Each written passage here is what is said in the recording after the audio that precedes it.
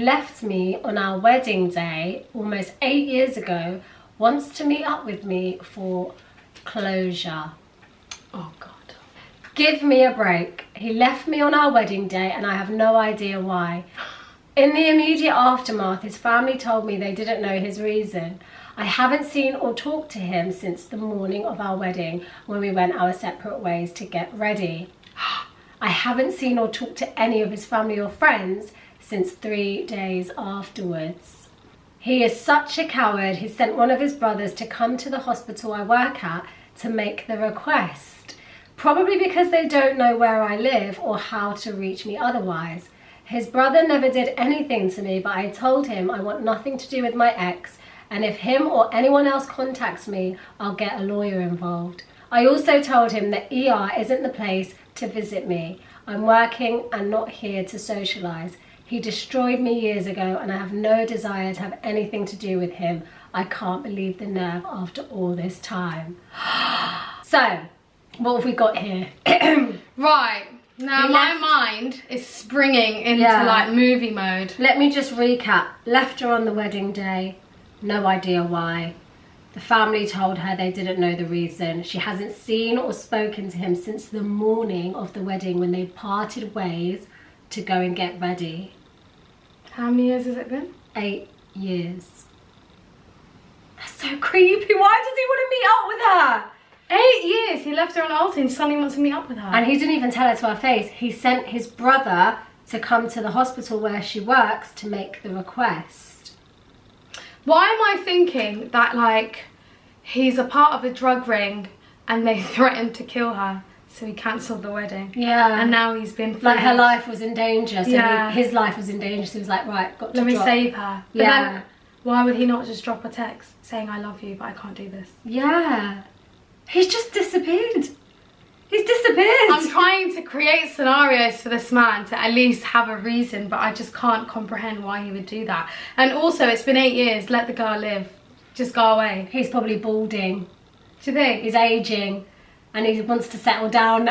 Oh my God, imagine. Is this a full circle moment for him? He's thinking, that's it, she's the only one for me. She was the love of my life. He's had everything He's now. had 8 years to let off steam. And he thought, let me come back now. And he thought he'd meet something better, he'd find something better. But he hasn't. He's still whipped on the old girl. 8 years later, he thought, let me just swing her along. But then, why wouldn't he be a man about it and just come to her head on?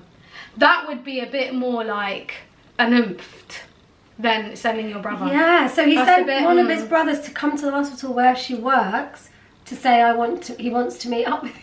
Oh God. No, that is just such. He doesn't have a backbone, I'm sorry. If I was him, all the romantic books I've ever read, if the protagonist was gonna come back full force, come back into my girl's life and win her heart again, I would storm into that ER.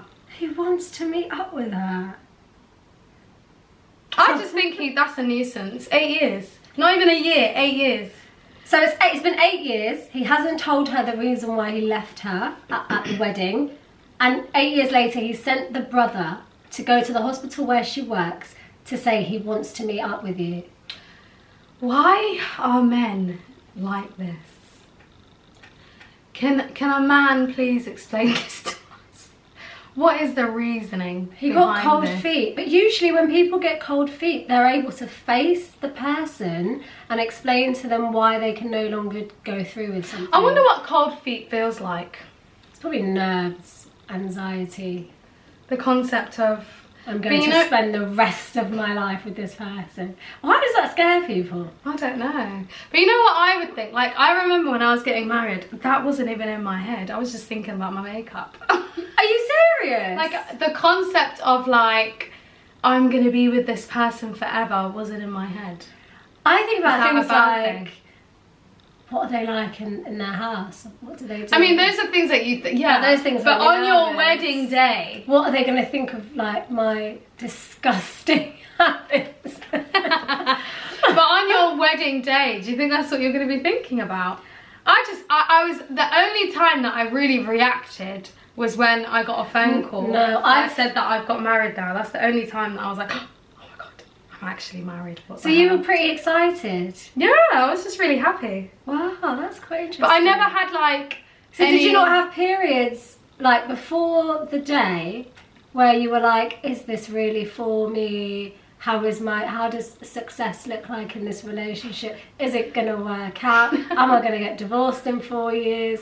Is he gonna leave me for someone better looking?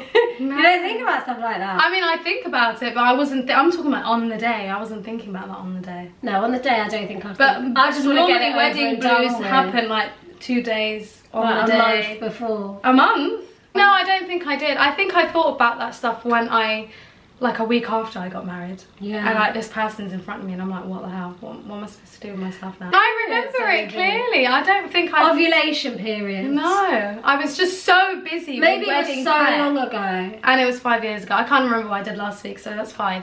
But the one thing I vividly remember is getting a text from my husband, like, it was just something cheeky and I started laughing. Then my mum called me and she was like, oh my God, you're married now. And then I cried a little bit, which was awkward, but... And my hairdresser was like, oh my God, this is so sweet. But for me, I know. But I feel like that was more because I was really young. Yeah. And I don't think I grasped the full idea of like what eternity with someone would be. Yeah. Which I think is okay for me now. I think this is why in Islam it's encouraged for you to get married early, because you're able to bypass, because you know when you're a grown person you start thinking. Like if this was me now getting married, sometimes logical thinking is a bit of a hindrance to your life, because not only are you just imagining like the scenario that you're currently in, but you're also imagining what could happen. 50,000 simulations going on in your mind of different scenarios that could potentially. But you know what the issue for that is? Like if I at the age of, I got married at 23, and if I experienced, I never saw like marriages of people young near me. I was like one of the first to get married in our group. First of all, I never knew like couples who were married. I didn't understand the sanctity. No, I understood the sanctity, but I didn't understand, like I didn't hear about marriage drama. Yeah. So, do you know what I mean? So it's like this whole new concept of you and your partner just starting a life together. Whereas like now, I've seen people divorce, I've seen people break up, I've had arguments, do you know what I mean? Like there's more experience under my belt, so I would have those. So you didn't have anything to compare it to. Exactly. And I didn't have anything to be like, this is a blueprint of what a good marriage looks like. Yeah. This is what you need to like. What does success look like in a marriage? Exactly, I didn't have that. So it's like I was just like in a marriage. I was literally going into the abyss blind. This is the hikmah. Do you know what I mean? This is the hikmah. I'm so dumb. I was just thinking about my makeup on the day and not worrying about the shit that could happen in 10 years time. But if this was me now getting married, yeah, I would definitely have like a billion things going through my head. Yeah.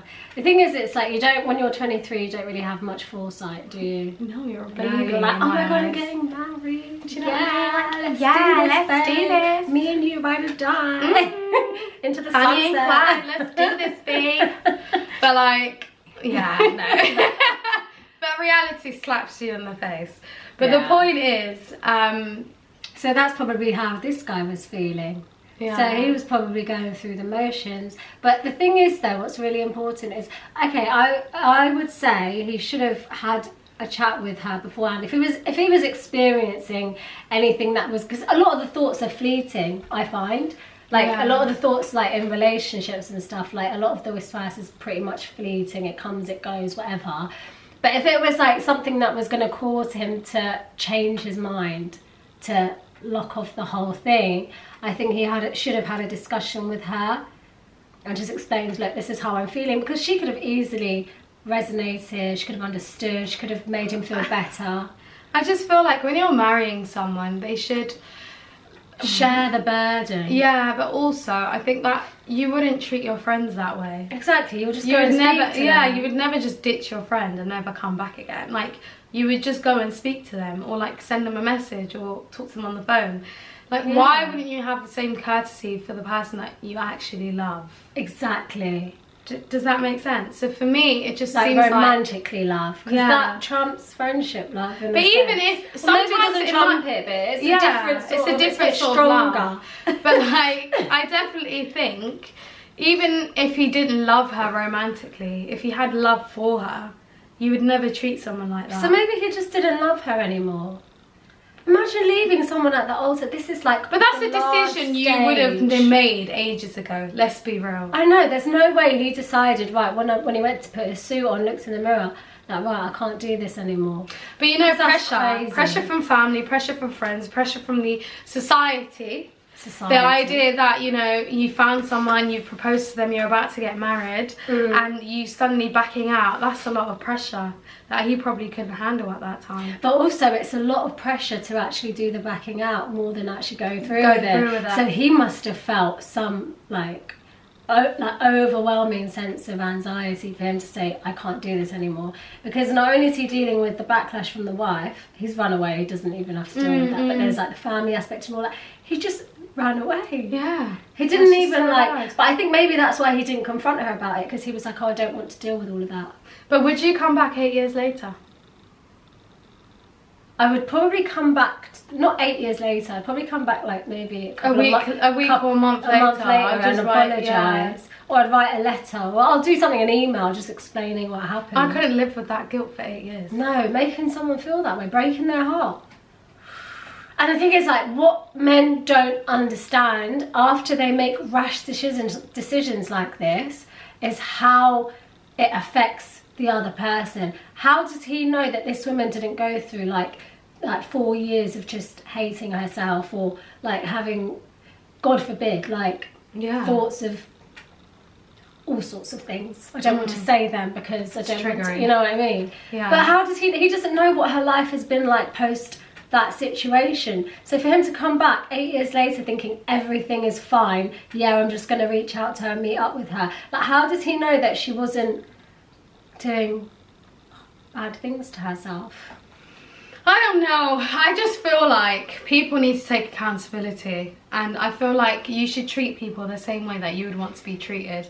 Now, if I was in that situation, I don't know what I would do, but I know for a fact I don't think I'd leave it for 8 years. But I would definitely be a person to leave someone at the altar. Like, no, he's a mug. It's actually horrible what he did. How dare he come back after 8 years? That's just so horrible. Nothing has happened. Yeah.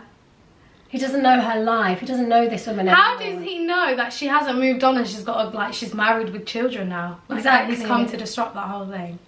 I mean, closure on the other hand would be good for her to understand what happened. But 8 years later, I would have moved on. I would have moved on. Closure should have happened in the first year at least. With it, sometime within that year, there should have been some form of reconciliation. 8 years. Yeah. No, he doesn't know her anymore. She's a different person. She literally is. Yeah. And to send your brother, I just feel like it's quite cowardly. Yeah. Anyway, next scenario.